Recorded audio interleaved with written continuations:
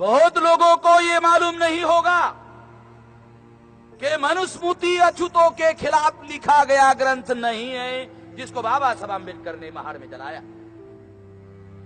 आपको सुनकर आश्चर्य लगेगा, मनुस्मृति बाबा साहब आंबेडकर ने इसलिए नहीं जलाई कि वो अछूतों के खिलाफ लिखी गई है।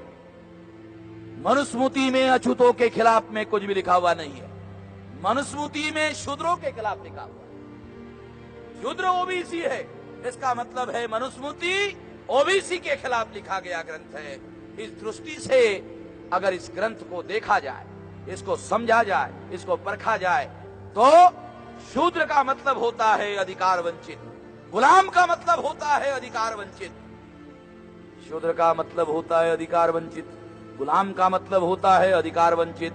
इसका मतलब है कि शूद्र शब्द का अर्थ ही गुलाम होता है, क्योंकि शूद्र अधिकार वंचित, गुलाम भी अधिकार वंचित। अगर शूद्र अधिकार वंचित है, ओबीसी आजाद भारत में अधिकार वंचित है। आज भी ब्राह्मण लोग अदर बैकवर्ड क्लासेस के लोगों को बाबू की नौकरी देने के लिए राजी नहीं है,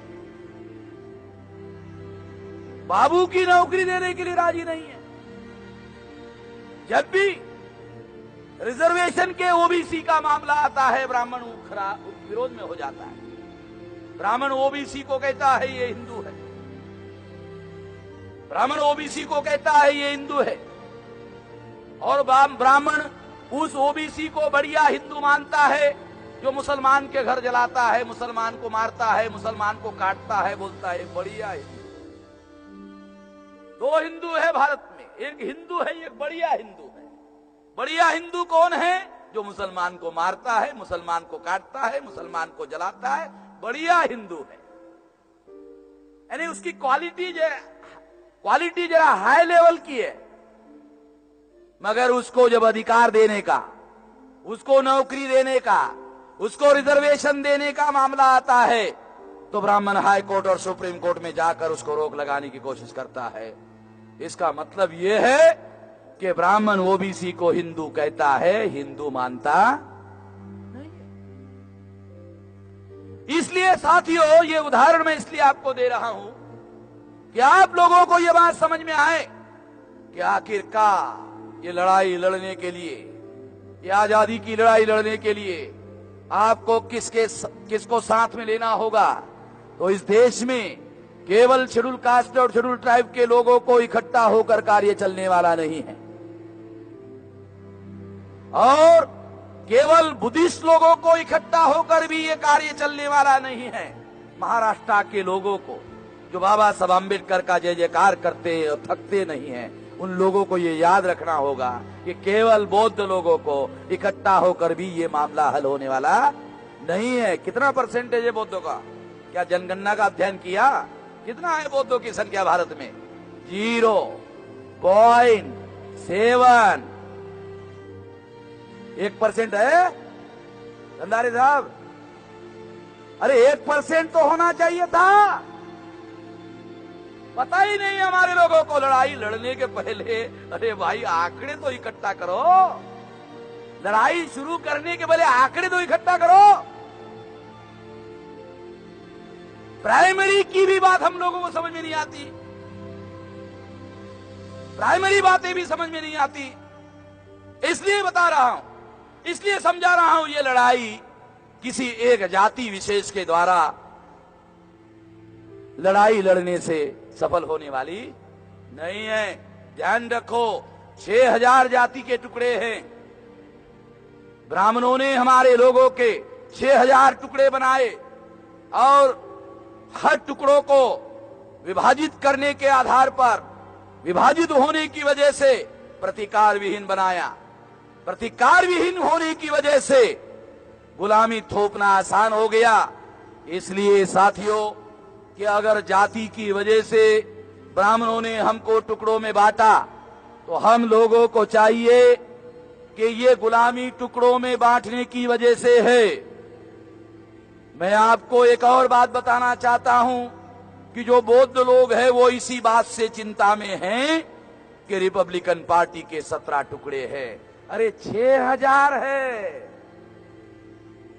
17 की ही चिंता कर रहे हो। तुम लोगों को केवल 17 की चिंता पड़ी हुई है। सारे 17 इकट्ठा आने के बाद कितना होगा? 0.7। अरे सोचो भाई, 0.7 पता ही नहीं है लोगों को। एकीकरण झालं पाहिजे, युती झाली पाहिजे। क्या होने वाला है?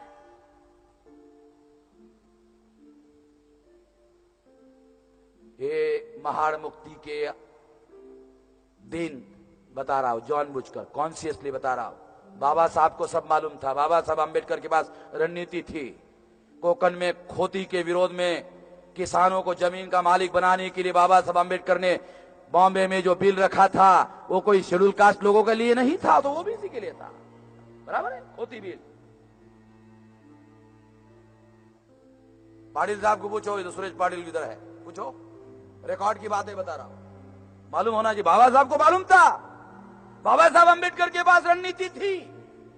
वो लड़ाई ना केवल लड़ना चाहते थे, बल्कि उनके पास इस लड़ाई की रणनीति भी थी। मैं वो बता रहा हूं आप लोगों को। जय जयकार करने से जय नहीं होने वाला। जय जयकार, अरे तुम्हारा पीछे से, पीछे देखो तो पीछे कोई है ही नहीं। बामन मेश्राम जी आगे बढ़ो, हम तुम्हारे पीछे है। मैं इस पर यकीन नहीं करता। मैं सामने से देखता है, क्या रे एक आमले तू है क्या? पीछे नहीं, पीछे है। इसलिए पहले कैलकुलेट करता हूं, फिर बात करता हूं। पहले कैलकुलेट करता हूं, उसके आधार पर बताता हूं। तो इस बात को ध्यान रखना जरूरी है, इस बात को समझना जरूरी है। ये रणनीति में आप लोगों को बता रहा हूं, बाबा साहब अम्बेडकर ने ये रणनीति ना केवल बनाई थी, बल्कि वो इस बात को जानते थे, वो इस बात को समझते थे। इसलिए साथियों, ये लड़ाई लड़ने के लिए किसी एक जाति विशेष के द्वारा आंदोलन चलाने से मामला चलने वाला नहीं है, क्योंकि 6000 जाति के लोगों को उन्होंने टुकड़ों टुकड़ों में बांटा। इस वजह से वो हमारे लोगों पर गुलामी थोपने में कामयाब हो गए हैं। और अगर वो गुलामी थोपने में कामयाब हो गए हैं जाति के आधार पर तोड़ने की वजह से, तो तोड़े गए लोगों को जोड़ना होगा। ध्यान रखो, तोड़े गए लोगों को जोड़ना होगा। जोड़कर शक्ति का निर्माण करना होगा, शक्ति का संचय करना होगा, समुचित समय पर शक्ति का उपयोग करना होगा। इसलिए ना केवल शेड्यूल कास्ट और शेड्यूल ट्राइब के लोगों को, ना केवल एक जाति के लोगों को, बल्कि शेड्यूल कास्ट की समग्र जाति के लोगों को, शेड्यूल ट्राइब की समग्र जाति के लोगों को, ओबीसी की समग्र जाति के लोगों को, और इनसे धर्म परिवर्तित जो लोग हैं, 99% धर्म परिवर्तित किए हुए लोग हैं। सबसे बड़ी माइनॉरिटी मुस्लिम है, 99% लोग धर्म परिवर्तित है। तुम्हारे अपने लोग हैं जिन्होंने धर्म परिवर्तन करके मुस्लिम हो गए, वो तुम्हारे भाई है। उसका बाप तुम्हारा बाप, उसका पुरखा तुम्हारा पुरखा, उसका चाचा तुम्हारा चाचा, तुम्हारा डीएनए उसका डीएनए एक है। जो कल महादेव भाई था वो आज मोहम्मद भाई हो गया, बस इतना फर्क हो गया। जो कल महादेव भाई था वो आज मोहम्मद भाई हो गया, वो तुम्हारा है। और जो तुम्हारा भाई है उसके विरोध में तुम लोगों को लड़ाया जा रहा है, और इस लड़ाई में तुम्हारा इस्तेमाल किया जा रहा है। ध्यान रखने का। हम लोग लड़ाई लड़ना नहीं जानते, हम दूसरों की लड़ाई लड़ते हैं। सेनापति वो बन जाते हैं और साले हम लोग सेना में भर्ती हो जाते हैं। गधे लोग। सेना का सिद्धांत है, क्या सिद्धांत है? सेनापति ने आदेश दिया, आंख लगा के फॉलो करो। क्यों कर्नल साहब? सेना का सिद्धांत है, सोचने का नहीं, सोचने का नहीं। कमांडर ने आदेश दिया, दिया, आंख लगाओ, हाँ कूदो।